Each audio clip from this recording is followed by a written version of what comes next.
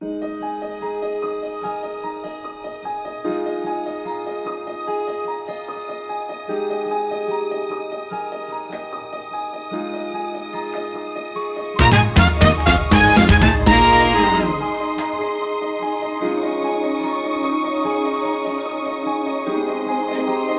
warahmatullahi wabarakatuh.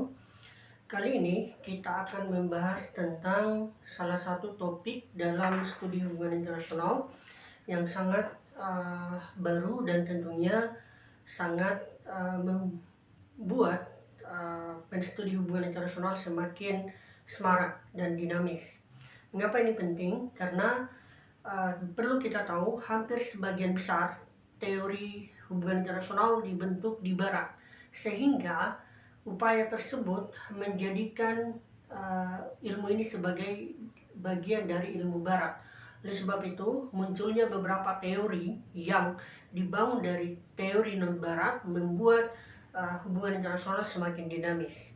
Nah, kali ini kita akan bahas salah satu teori dalam perspektif hubungan internasional yang tidak berasal dari Barat, tetapi variatifnya memang mungkin ada, gitu, yaitu teori Cina dalam hubungan internasional.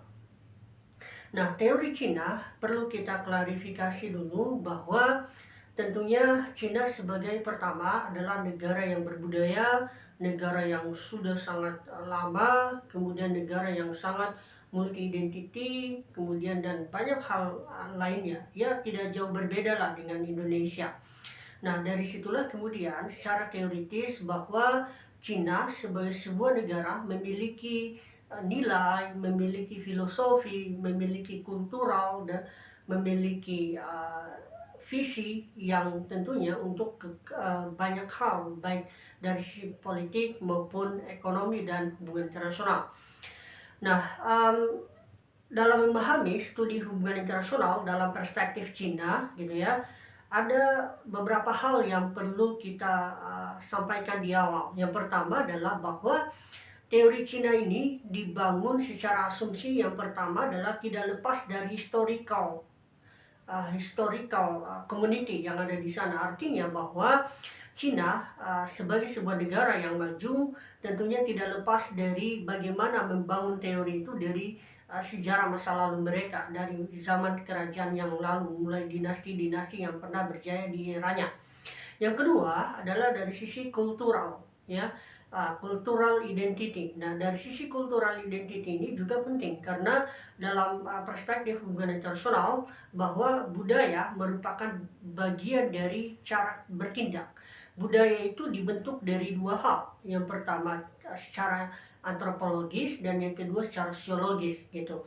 Yang ketiga, tidak semua barangkali orang tahu bahwa sistem politik dan pemerintahan yang ada di Cina itu berbasis pada sentralistik, sehingga semua hal yang berbau politik termaksud kedaulatan, politik distribusi kekuasaan itu merupakan kekuasaan pusat. Artinya sistem politik ini menjadi tanggung jawab moralitas di pusat, gitu. Yang terakhir adalah bahwa Cina berupaya keras untuk mempromosikan politik dunia yang sejalan dengan multipolarisme. Artinya kalau dahulu dalam teori Barat kita kenal dengan world politik yang sifatnya negara dunia, maka Cina juga berupaya keras untuk menciptakan hal tersebut. Namun secara filosofis bahwa dari beberapa asumsi tadi kita tidak bisa pisahkan secara bahasa terkait tentang bahasa-bahasa seperti Tianming, Tiandao, Tianxi, gitu ya.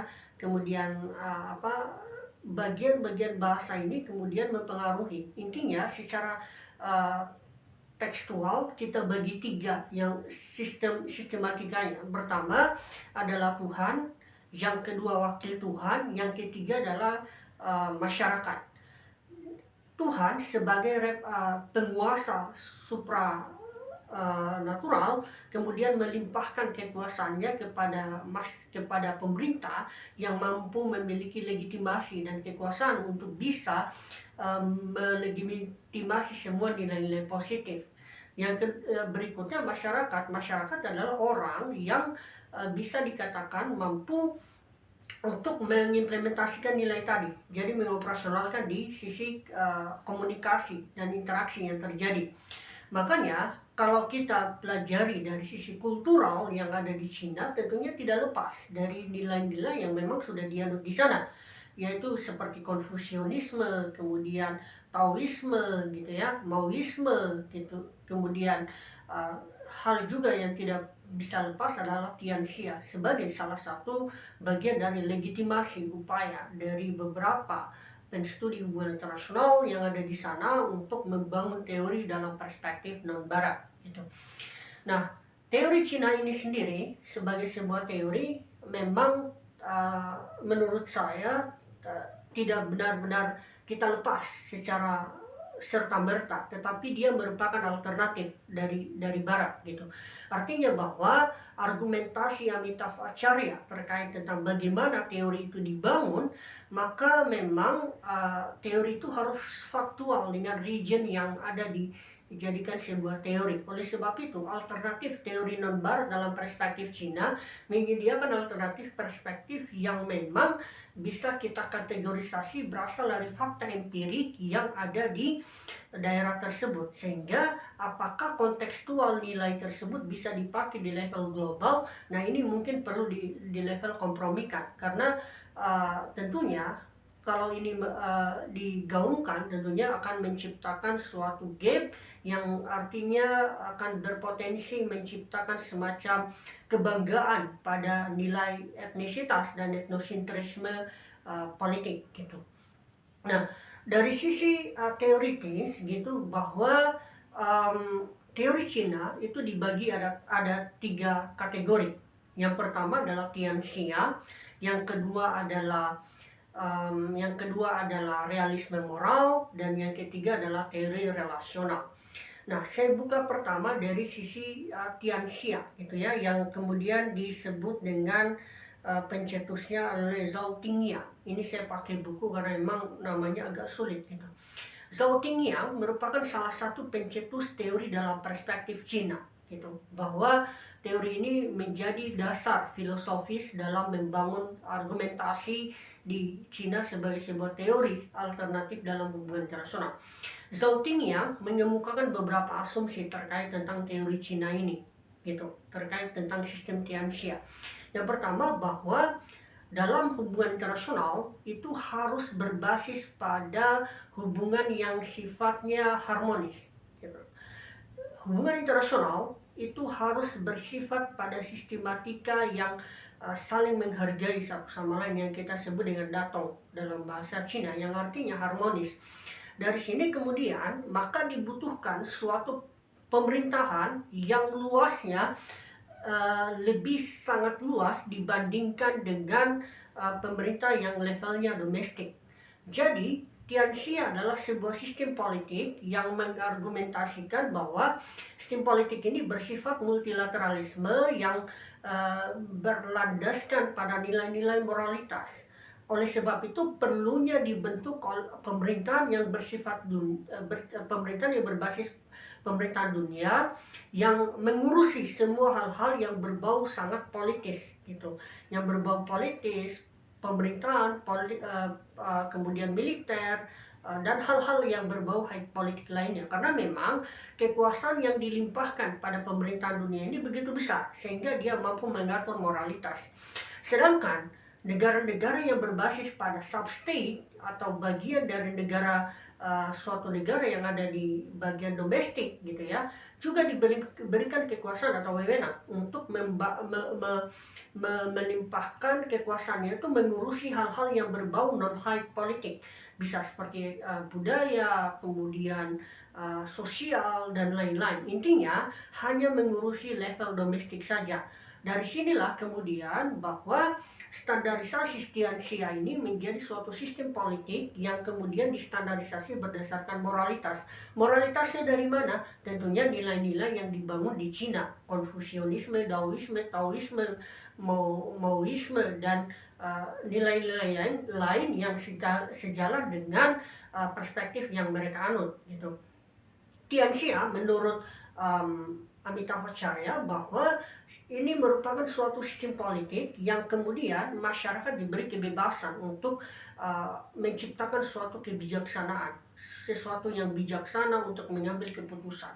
Sehingga dengan sistem yang berdasarkan pada moralitas ini membuat para pengambil kebijakan punya standar, punya kualifikasi menentukan kebijakan itu baik atau tidak, karena standaritasnya adalah bagaimana harmonisasi tercipta, moralitas dilindungi, kemudian di sisi lain tercipta fleksibilitas yang terjadi antara hubungan antara masyarakat dan pemerintahan gitu.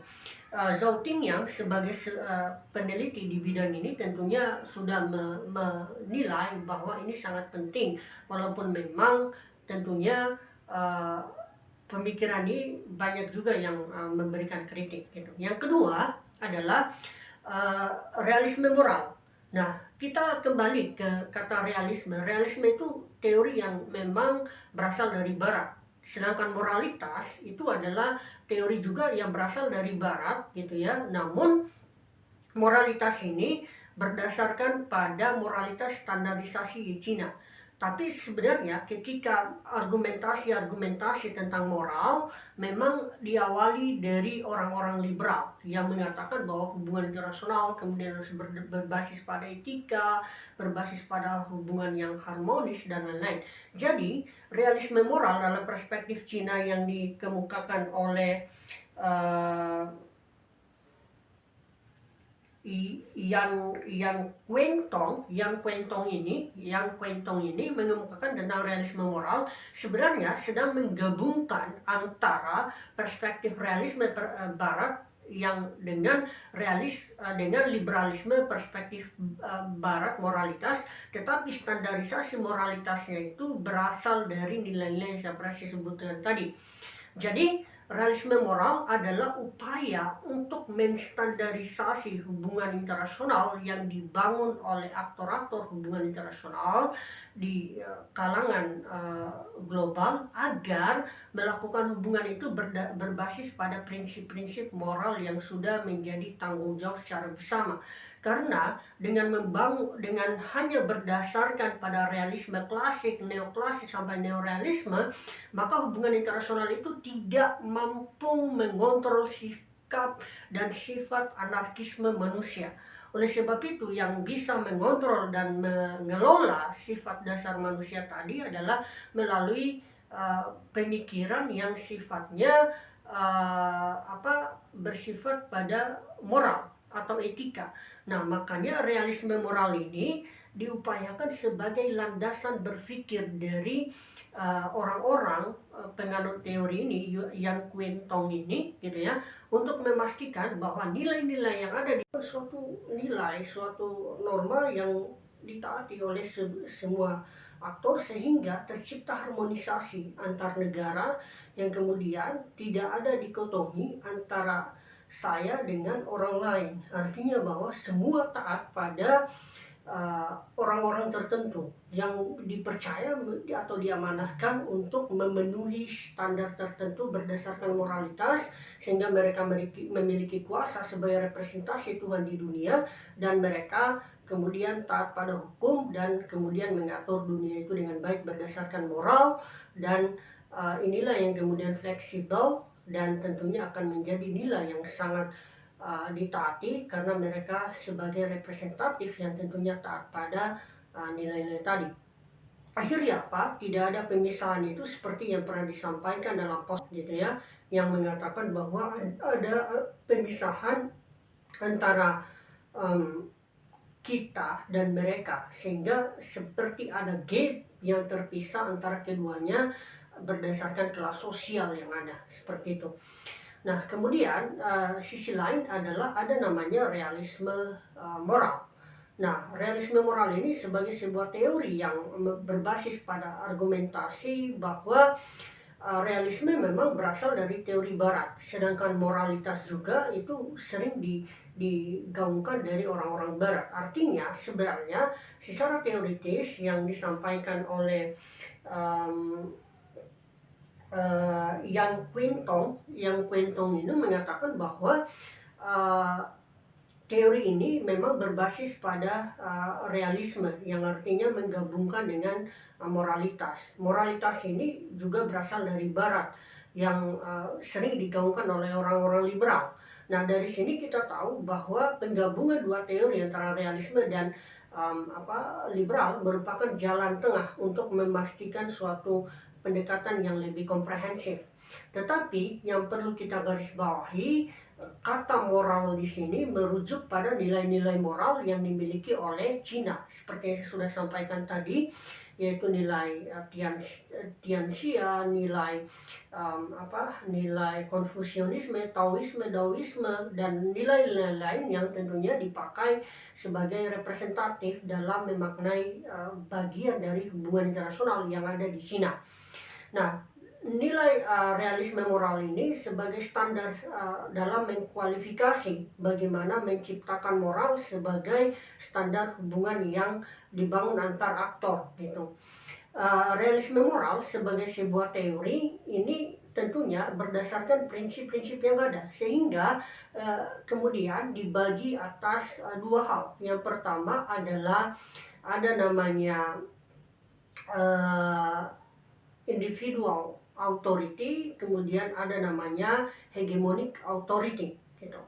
Nah, individual authority ini itu merujuk pada kemampuan prinsip yang dimiliki oleh suatu aktor tertentu atau representatif tertentu terkait tentang nilai-nilai yang mereka anut.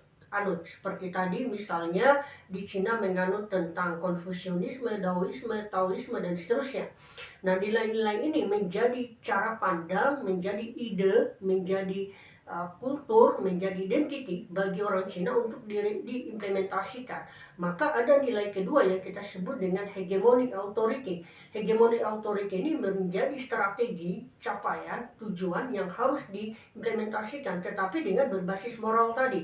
Oleh sebab itu, koneksi antara authority yang bersifat hegemoni dan authority yang bersifat pada individuali itu akan menentukan bagaimana standarisasi pengambilan kebijakan itu bisa relevan dan tentunya terstandar sesuai dengan nilai-nilai yang digunakan. Dari sinilah kita simpulkan bahwa sebenarnya nilai-nilai tadi itu tidak akan menjadi landasan gerak dalam proses pengambilan kebijakan, walaupun memang realisme moral tidak bisa dipisahkan dari instrumen yang berbau physically juga. Artinya secara hegemoni yang bersifat material, sedangkan individual yang bersifat non material tadi gitu ya, yang berbasis ide, itu akan menjadi fondasi dasar dalam hubungan internasional. Nah, bagaimana dengan instrumen militer? Nah, instrumen militer bisa digunakan selama sesuai dengan standar-standar yang dalam pencapaiannya itu masih menghargai etika dan moralitas yang ada. Yang ketiga adalah ada namanya teori relasional. Nah, teori relasional ini itu merupakan teori yang mencoba mengatakan bahwa satu, teori ini mengatakan bahwa hubungan internasional, hubungan manusia itu sangat kompleks gitu ya. Teori ini memang diciptakan oleh namanya itu Qin Yaking gitu ya. Qin Yaking ini mencoba mengidentifikasi bahwa hubungan internasional itu sangat kompleks, sehingga manusia itu tidak bisa berdiri sendiri, tidak bisa kemudian manusia mengimbangi kompleksitas itu, sehingga harus ada relasi, harus ada koneksi, harus ada keterhubungan di antara manusia dengan manusia, manusia dengan aktor, manusia aktor baik negara maupun dengan non negara ataupun bentuk lainnya yang bersifat hubungan internasional atau aktor hubungan internasional. Artinya bahwa poin dari relasional adalah aktor itu bisa disebut aktor kalau ada interaksi di antara keduanya gitu. Karena yang dimaksud dengan proses adalah ketika adanya kesepahaman, adanya kesepakatan, adanya saling interaksi, adanya saling bersinergi satu sama lain. Karena aktor yang cuma diam berarti dia bukan aktor. Nah, dari sinilah kemudian teori relasional ini kemudian menjadi suatu bagian dari interaksi simbolik di antara satu sama lain. Dari sinilah juga kita katakan bahwa relasi antar negara itu bisa diciptakan kalau ada hubungan yang dibangun berdasarkan kepentingan negara masing-masing. Nah, baik Tianxia, relasional, kemudian realisme moral merupakan gabungan teori dalam perspektif Cina yang menurut saya secara teoritis memang mengambil nilai-nilai yang ada di Cina, tetapi memang tidak bisa dipisahkan dengan argumentasi-argumentasi teoritis yang sudah pernah disampaikan oleh Barat. Karena Barat juga pernah menyampaikan tentang moralitas, menyampaikan tentang sistem hubungan harmonis, kemudian hubungan keterkaitan, koneksi satu sama lain. Yang membedakan adalah cara kita membahasakannya, gitu ya. Kemudian yang kedua dari sisi budayanya, yang ketiga adalah cara kita mengakselerasinya. Sehingga perbedaan inilah yang kemudian membuat antara teori yang satu dengan teori yang lain di tempat lain, di negara lain mungkin saja berbeda. Di tempat lain mungkin ini bahasanya, di tempat yang lain juga ini bahasanya. Perbedaan ini secara substansi sebenarnya secara teoritis sama gitu, tetapi karena bahasa yang mengakselerasi itulah yang kemudian membedakan satu sama lain. Seperti halnya misalnya ini kita sebut dengan pena gitu ya di Indonesia gitu, tetapi di tempat lain itu akan benda ini itu akan memiliki warna dan memiliki semacam nama yang juga berbeda. Artinya di Indonesia disebut pena, di Inggris disebut pen, dan mungkin di tempat lain itu akan berbeda. Dari sinilah kemudian moralitas dan budaya, harmonisasi, fleksibel, koneksi, ide, kemudian pemerintahan dunia itu sudah pernah disampaikan oleh Barat sebelumnya. Namun yang diakselerasi adalah perspektif Cinanya, artinya nilai-nilai berdasarkan Cina. Indonesia juga bisa membangun hal tersebut, tetapi kelemahan dari teori yang berbasis regional, berbasis negara, itu adalah teori yang akan menciptakan egosentrisme dan kebanggaan. Implikasinya bukan menciptakan suatu teori yang bersifat universal. Ini hanya sebatas alternatif. Oleh sebab itu, perlunya ada kompromi, adanya saling bersinergi antara para penteori untuk merumuskan nilai-nilai yang moralitas, bukan dipengaruhi berdasarkan bahasanya saja, tetapi ada nilai-nilai yang bisa disepakati dan ditaati secara fleksibel. Sehingga nilai Tianxia tadi itu bisa kita jadikan sebagai fondasi dalam hubungan internasional. Nah, dari sinilah kemudian kritik muncul bahwa memahami pemikiran Cina itu ada tiga perspektif menurut saya.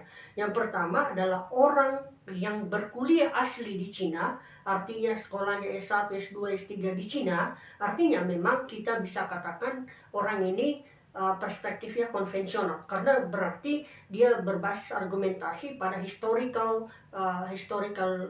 community dan cultural identity-nya gitu.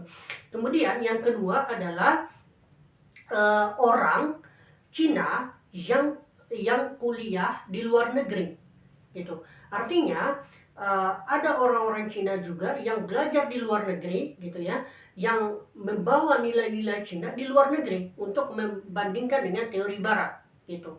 Sehingga muncullah semacam akselerasi seperti tadi, realisme moral, yang dalam realisme moral yang berasal dari Barat tetapi dibuat dalam perspektif kajian orang Cina gitu ya. Yang ketiga adalah orang yang memang secara kelahirannya itu memang etnisitasnya Cina, tetapi dia selalu tinggal di Barat gitu ya, tinggal di Barat, sehingga perspektifnya memang sangat Barat sentris. Artinya muncul kita bisa sebut dengan orang yang progresif. Nah, dari sinilah kemudian perbedaan ini perlu juga diklarifikasi oleh para penstudi agar Cina pun memiliki suatu nilai yang disepakati secara bersama dan menjadi alternatif untuk menunjukkan bahwa hubungan internasional itu bisa dipakai dimanapun dan kontekstual dimanapun, karena ini menjadi tantangan dari Amitabh Acharya yang memang juga bukan asli orang Amerika, tetapi kemudian uh, berasal mengajar di sana gitu. Artinya bahwa kalau kita sampaikan dari awal tadi Tianxia relasional sampai realisme moral, kita bisa simpulkan bahwa uh, teori perspektif Cina lebih identik dengan konstruktivisme struktural. Bahkan kalau saya mengkategorisasinya adalah realisme,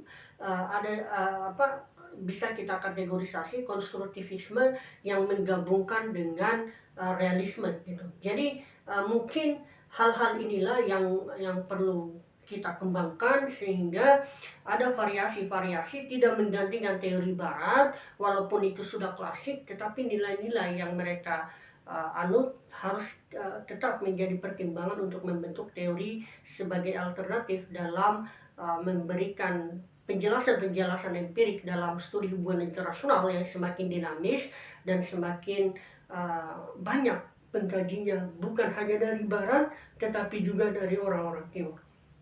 Saya pikir itu. Terima kasih. Assalamualaikum warahmatullahi wabarakatuh.